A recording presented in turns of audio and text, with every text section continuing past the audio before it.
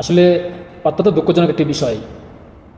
আজকে ঢাকা শহরে যে পরিস্থিতি আপনারা দেখতেই পাচ্ছেন, অত্যন্ত অত্যন্ত গুরুতর অবস্থা পুরো ঢাকা শহরের। অভ্যন্তরীণ সরকার শপথ নেওয়ার পর এই প্রথম 3.5 মাসের মধ্যে 37টা কলেজ একত্রিত হয়ে পুরো ঢাকা শহরে তাণ্ডব চালায় দিচ্ছে। ঢাকা শহরে মানুষ কিন্তু স্তব্ধ হয়ে গেছে যে এটা কি। পুরা ঢাকা শহরের মানুষ এখন ক্ষুব্ধ যে কথায় কথায় মিছিল, কথায় কথায় আন্দোলন। এভাবে কি চলতে পারে? হ্যাঁ, শিক্ষার্থীদের দাবি দেওয়া যৌক্তিক, কিন্তু কথায় কথায় আন্দোলন, রাস্তায় নেমে পড়া, রাস্তা ব্লক করা, এটা তো ভাই যৌক্তিক না। মানুষ এই বিষয়টা নিয়ে ক্ষুব্ধ। এবং যে সমন্বয়করা মানে বিভিন্নভাবে বক্তব্যের মাঝে সমন্বয়কদেরকে ইঙ্গিত করা হচ্ছে যে সমন্বয়করা কি দেখছে না? হ্যাঁ, সমন্বয়করা দেখছে, কিন্তু সমন্বয়করা কি করবে? এই যে দুইটা গ্রুপ, তো এই দুইটা গ্রুপের মধ্যে সংঘর্ষ। এখন যদি আমার পক্ষে কথা বলে তো আমার জন্য সমন্বয়ক ভালো, ওর বিপক্ষে গেলে ভালো না। তো বিপক্ষে যখন যায়, সমন্বয়ক তো কারো পক্ষ নিতে পারবে না। সমন্বয়ক তো যে কোনো মানে যেটা যুক্তিক ওইটাই করতে হবে। এখন পক্ষে না গেলে কিন্তু আপনি স্লোগান দিবেন যে 1 2 3 4 সব সারা বাটপার। এখন সমন্বয়ক তো আছে বিপাকে, সমন্বয়ক এখন কোন দিকে যাবে? সমন্বয়ক তো কোনো সাইড নিতে পারতেছে না। এই হচ্ছে দেশের বর্তমান পরিস্থিতি। তো এইসব বিষয়গুলো যে ঘটছে, যে ঘটনাকে কেন্দ্র করে বিষয়গুলো ঘটছে, এখন আসি ওই বিষয়টাতে।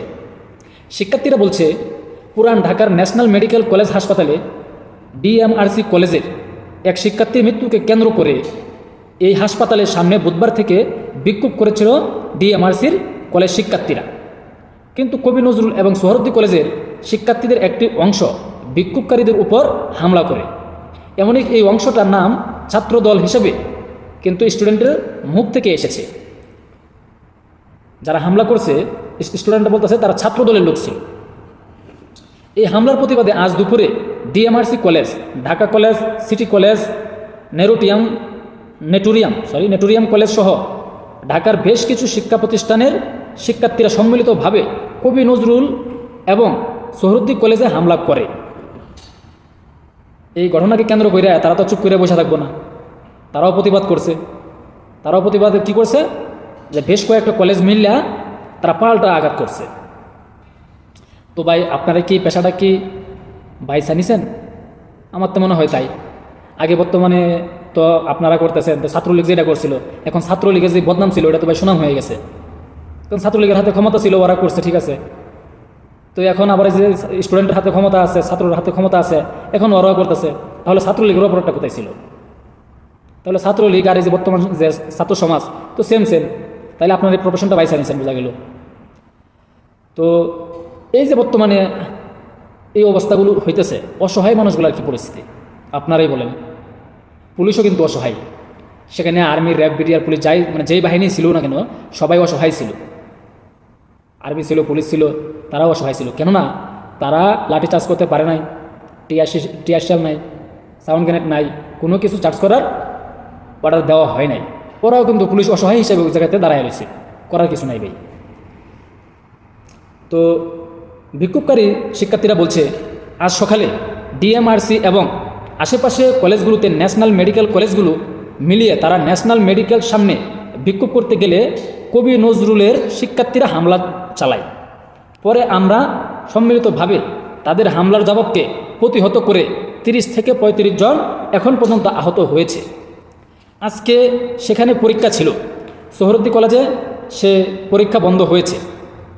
শিক্ষার্থীরা আতঙ্কিত ছিল। সোহরাওয়ার্দী কলেজে বিষয়টা নিয়ে পরীক্ষা বন্ধ হয়েছে, তারা আতঙ্কিত ছিল, আতঙ্কিতভাবে তারা হল ছাড়তে হয়েছে।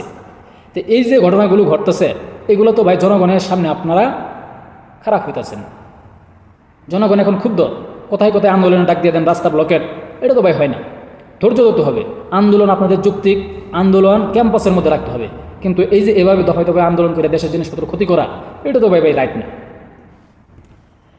সিসিটিভিতে দেখা যায় যে গেট ভেঙে ঢুকেছে, ইচ্ছামতো ভাঙচুর করেছে, গাড়ি ভাঙচুর করেছে, গ্যাস লাইন ছেড়ে দিয়েছে। এক শিক্ষার্থীর মৃত্যুকে কেন্দ্র করে যে দৃশ্যপট আমরা দেখলাম, এগুলো সমন্বয়করা কীভাবে ব্যালেন্স করবে? 35টি কলেজ শিক্ষার্থীদের ধাওয়া পাল্টা ধাওয়া ঘটেছে। যাত্রাবাড়ি ডক্টর মাহবুব রহমান মোল্লা কলেজের শিক্ষার্থীরা প্রথমে সোহরউদ্দি কলেজে হামলা চালিয়েছে, গণমাধ্যমে অভিযোগ উঠে এসেছে। অ্যাম্বুলেন্স ভাঙচুর, যানবাহন ভাঙচুর, প্রাইভেট কার সহ কলেজের গুরুত্বপূর্ণ মালামাল লুট করা হয়েছে ঘটনাগুলোর মধ্যে। তো এই যে ঘটনাগুলো ঘটছে এবং লুটপাট করা হয়েছে, এটাতে কিন্তু ভাই দেশের ক্ষতি হয়েছে, আপনার আমার ক্ষতি হয়েছে। আমরা যখন দেখেছিলাম যে গণভবন থেকে কোটি কোটি টাকার মালামাল, লক্ষ লক্ষ টাকার মালামাল লুট করা হয়েছে, ঠিক এমনিভাবে আজকেও এই ঘটনাগুলো ঘটছে। যেই গুরুত্বপূর্ণ জিনিসগুলো ছিল, মনিটর বলেন, ফ্যান বলেন, গাড়ি বলেন, বিভিন্ন জিনিস কিন্তু লুট করা হয়েছে। গণমাধ্যমে জানাইছে যে 30 কোটি টাকা লুট করা হয়েছে, ঠিক 30 কোটি টাকার মাল নেওয়া হয়েছে। তো এগুলো ভাই মানুষ এখন ক্ষুব্ধ, এই বিষয়গুলো দেখে মানুষ এখন ক্ষুব্ধ।